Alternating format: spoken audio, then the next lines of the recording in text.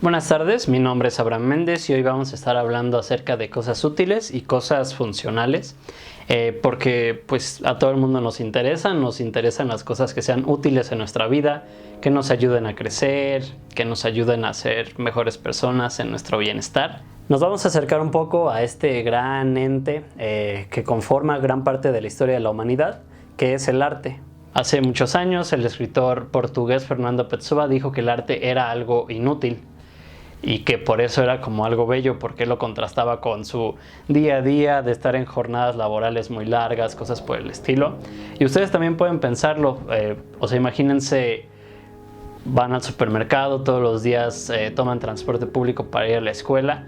Son cosas que son muy útiles, que son funcionales, pero son muy diferentes a componer un poema, a realizar una pintura. Esto último es algo que es el arte. Es útil, es funcional, y me gustaría hablar en específico del arte, hablando como de uno que a mí me encanta mucho, que es en general de lo que vamos a estar platicando, que es la poesía. La poesía yo la considero así de forma muy personal, que es como una pequeña partícula de la belleza, no es cada vez que lo contrastamos con algo estético, con algo muy bello, podemos decir que es poesía, podemos como que encasillarlo en la poesía. Y resulta muy, muy interesante hablar acerca de la historia de la poesía. Es algo que nos acompaña, porque a mí se me hace muy impresionante. Por ejemplo, el poeta inglés Geoffrey Chaucer falleció, y 3 años después nacería en nuestras tierras Nezahualcóyotl, un poeta mesoamericano. Nunca se conocieron, nunca tuvieron una influencia ninguno del otro. Cada quien descubrió este camino hacia la poesía, porque la poesía es algo que está siempre en nuestro lenguaje, y el lenguaje es parte de nosotros. Entonces, consecuentemente, todas las culturas han llegado a esto, mucha gente ha llegado a entender y a contar su historia a través de este sistema poético. Entonces encontramos que el camino a la poesía es algo muy accesible, porque realmente ¿qué se necesita? Necesitas papel, necesitas un lápiz, algo con que escribir, y algo muy importante que es el lenguaje. Y ha sido toda esta larguísima evolución, que hay carreras enteras que la estudian, desde la mítica epopeya del Gilgamesh hasta hoy en día los micropoemas de Twitter, por dar un ejemplo. Bueno, ya hablando un poco de historia y de poesía, les voy a contar mi historia, una pequeña historia mía cuando empecé a conocer este mundo. Yo era un adolescente, estaba más chavito, tendría unos 15 años, y me encontré un libro del escritor español Federico García Lorca en un bazar, una tienda de libros usados. Me costó menos de 100 pesos y yo estoy seguro que ha sido una de las mejores inversiones de mi vida. Desde que lo leí me encantó Federico García Lorca, me encantó toda esta forma de estructurar los versos, las estrofas, que se vea muy bello, pero que sea un lenguaje como que no es tan evidente, no es tan obvio lo que va a continuar, cosas por el estilo. Y un punto importante de la charla, algo a lo que vamos a querer llegar, fue una experiencia que tengo, algo que descubrí dentro de la literatura de Federico García Lorca, y es que me encontré con una lógica totalmente diferente, porque a veces pensamos que la realidad es como una novela, que la realidad, el mundo que nos rodea tiene una introducción, tiene un desarrollo, tiene toda una conclusión, y esto es como una lógica, es una forma en la que entendemos la narrativa. Pero no todo el tiempo se han escrito novelas. Las novelas son populares en estos últimos 200 años, por supuesto, pero pues antes había teatro y desde siempre ha habido poesía. Y contrastando un poco con esto, pensamos que la poesía son fragmentos de cosas, que una poesía, que un poema es un fragmento de ciertas estrofas que nos va a hablar un poco sobre la vida, nos va a hablar en otro párrafo sobre la muerte, en otro sobre el amor. Y pues sí es cierto, hay muchos poemas que son así, hay muchos poemas que son fragmentos de cosas, que incluso dejan como que puntos suspensivos al final. Pero en Federico García Lorca hay como que algunas excepciones. Su libro más importante, uno que a mí me encantó, El romancero gitano, no es tal cual como que fragmentos aislados. El romancero gitano es todo un libro que nos cuenta una historia, es una historia triste porque trata de la guerra civil en España. Entonces es una historia, nada más que no está estructurada como una novela, no tiene su punto A al punto B y al punto C. Y es que resulta muy curioso comprender poemas, se los juro que es muy divertido agarrar un libro de poemas, tratar de interpretar, tratar de resolver este tipo de adivinanzas. De niños nos enseñaban a resolver adivinanzas, pero pues parece que a veces lo olvidamos. Y entonces aquí seguimos con mi historia en el mundo de la poesía. Yo era un chavito que andaba así por el mundo, con la cabeza en el cielo y con mi libro de Federico García Lorca que siempre me acompañaba.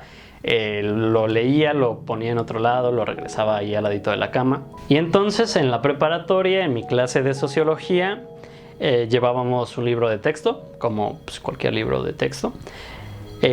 Y había un capítulo donde teníamos que analizar qué nos decía ese autor, qué nos decía ese libro de la muerte, pero vista desde el punto de vista sociológico. Y para esto el libro recomendaba como que dos fuentes literarias. Una es La muerte de Iván Ilich, del escritor ruso León Tolstoy, y la segunda era El llanto por Ignacio Sánchez Mejía, de Federico García Lorca. Y pues bueno, yo me emocioné mucho porque era un poema que tenía ahí hasta en físico. Era un escritor que me gustaba, que constantemente estaba en mi cabeza en aquellos años, y entonces dijimos, vamos a leer La muerte de Ignacio Sánchez Mejía. Este poema quizá no ha envejecido bien porque hoy en día hasta hay memes y una cultura del odio hacia los toreros, pero pues se trata básicamente de la muerte de un amigo del escritor. Y de la muerte pues de un torero, de cómo lo mató un toro ejerciendo pues su oficio, que en aquellos años en España era muy reconocido, era todo un honor ser un torero. Este poema es una pequeña composición, tendrá como algunas 6 páginas, está dividido así en sus partes, y también es una narración porque también nos relata la muerte de alguien desde que empieza a caer el atardecer hasta en la noche, cuando ya las personas van a su casa, empiezan como que a olvidarlo, empiezan a olvidar su nombre. Muy interpretativo, pero nos contó una historia, es una historia muy personal, que era el chiste de entender esa clase de sociología, una historia muy personal, muy individual sobre la muerte. Teniendo esta historia en cuenta, vamos a llegar a una pequeña como que conclusión, y es que hoy en día cómo entendemos a la muerte a veces son cúmulos de datos. Y lo que nos ofrece la poesía, lo que nos ofreció en ese momento El llanto de Ignacio Sánchez Mejía, era entender una sola muerte, era entender la muerte más personalísima, que es única para todas esas personas, para todos esos humanos que están en ese cúmulo de datos. Todos tuvieron una muerte personal, todos tuvieron una muerte diferente. Entonces, cuando aparentemente el arte, cuando aparentemente la poesía, que es este arte tan humilde, no resulta ser funcional, no resulta ser útil, pues nos encontramos ejemplos que nos dicen lo contrario. La poesía es didáctica. La poesía sirve para todo, y esto es por 2 razones. La primera es que, como el bello arte que es, habla de todo, habla de cualquier situación humana. La segunda es que nos enseña un mundo bien alternativo de cómo pensar. Y es que si leemos poesía, si entendemos esa cualidad de las cosas, lo que nos va a pasar es que después podemos entender discursos, porque lo que Federico García Lorca está escribiendo no era algo totalmente puro, estaba constantemente encasillado en la guerra de España, en un montón de cuestiones.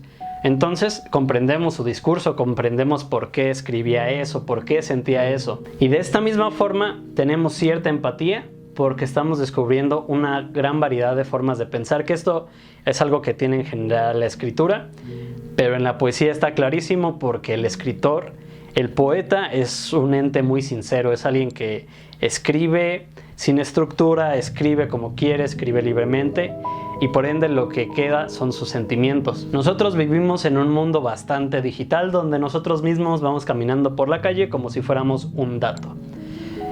Somos un cúmulo de información, toda la gente, todo el internet conoce todo acerca de nosotros, y lo peor es que queremos más datos, queremos más cuantificación, queremos conocer números cerrados de las cosas.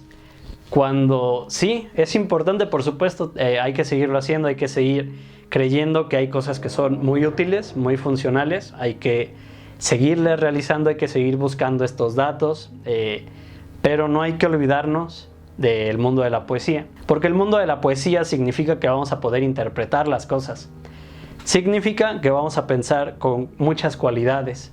Ok, me están entregando estos datos, pero ¿a qué corresponde? A otras personas que tienen cierto discurso, a otras personas que tienen diversidad de opiniones, y nos encontramos en un mundo de datos que podemos interpretar más fácilmente. Entonces, siendo la poesía la partícula más pequeña de la belleza, algo que es muy disfrutable, que es muy bonito de comprender, que si llegamos a ella como una adivinanza y la descubrimos es encontrar un gran tesoro, siendo también entonces una forma de pensar, una forma de entender la realidad, de descubrir las cosas de una forma más cualitativa. La poesía es útil, la poesía es muy funcional, el arte, este arte poético que nos envuelve, no hay que olvidarlo, hay que seguir leyendo poesía, porque la poesía es todo menos algo inútil.